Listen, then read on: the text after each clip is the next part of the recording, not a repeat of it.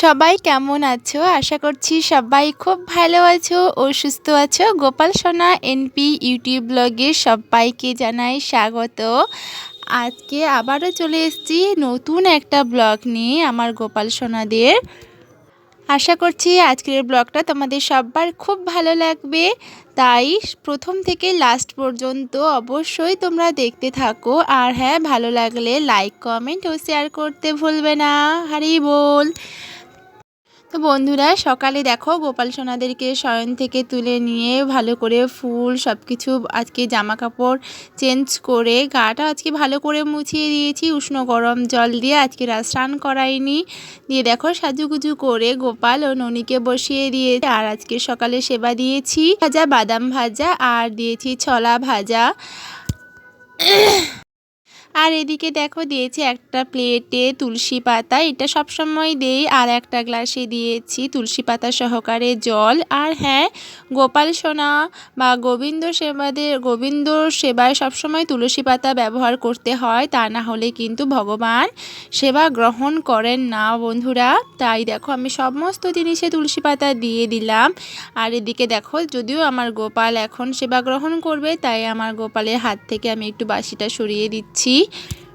এবারে আমার তো সকালে পুজোটা হয়ে গেছে, তোমাদেরকে দেখিয়ে দিলাম। তো চলো এবারে বাবার বাড়ি যাওয়া যাক। বাবার বাড়িতে গিয়ে দেখি যে কত মিষ্টি এসে একদম হাজির। তো শোনো, খুশিতে কি মিষ্টি দেবে?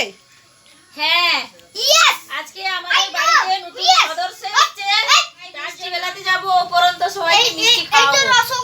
আর আপনারা যদি খেতে চান চলে আসুন। বাড়িতে পুরো ভর্তি হয়ে যাবে না? আরো মিষ্টি আছে। তা ভাইকে কি খাইয়েছো একটা পাপাই? ও ভাই তো এখন ছোট। আমি দেবো বলছিলাম, দেয় নিয়ে দেয়। ও আচ্ছা ভাই, এবারে তোমরা তো শুনেই নিলে যে কেন মিষ্টি বিতরণ করা হচ্ছে। আমাদের একটা পুচকু হয়েছে, মানে আমার পুচকির একটা আমার ভাইপো হয়েছে। এই যে পাপাই দেখছো, পাপার একটা ছোট্ট ভাই হয়েছে। সেই আনন্দে পুরো পাড়াটাতে মিষ্টি খাওয়ানো হবে। তো প্রচুর মিষ্টি এনেছে, কারণ আমার বাবার বাড়ির পাড়াটা অনেকটা বড় বন্ধুরা। এ পাড়া ও পাড়া করে মানে চারিদিকে। আর এদিকে দেখো পাপাই টপ করে গল্লা তুলে খাচ্ছে, কারণ ও মিষ্টি খেতে ভীষণ ভালোবাসে।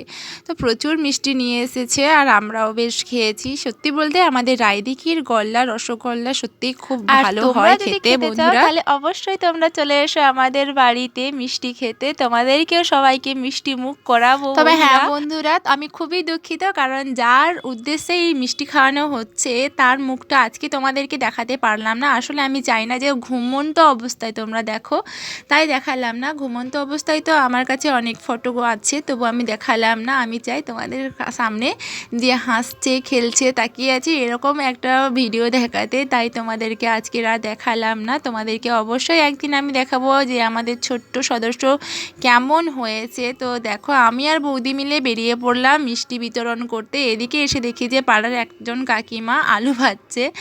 তো তারপরে সবাইকে দিয়ে ঠিয়ে এলাম। দিয়ে কিন্তু আমি বাবার বাড়িতে একটুও বসিনি বা খাইও নি, রাত্রে ডিনারটাও করিনি, বা চলে গেছিলাম বাড়িতে, কারণ বাড়িতে প্রচুর কাজ ছিল। সেই কাজগুলো সেরে আমাকে যেতে হবে রায়দিঘি, কারণ রায়দিঘিতে আসবে প্রদীপ পাল বাবু কীর্তন করতে। 7 বছর আগে থেকে বলা হয়ে আছে, ওনাকে বুকিং করা হয়ে আছে। আর সত্যি বলতে মানে ভীষণ আনন্দ হচ্ছে যে যাব। আর তোমাদেরকে অবশ্যই দেখাবো যে কেমন হলো কীর্তন, তোমাদেরকে অবশ্যই দেখাবো। আমি না দেখালেও ঠিক করে ওনার কিন্তু তোমরা ওনার যে কীর্তনের যে চ্যানেলটা আছে তোমরা কিন্তু সেখানেও দেখতে পারবে, কারণ আশা করছি ওনার ইউটিউবরা আসবে হয়তো, মানে। তো বন্ধু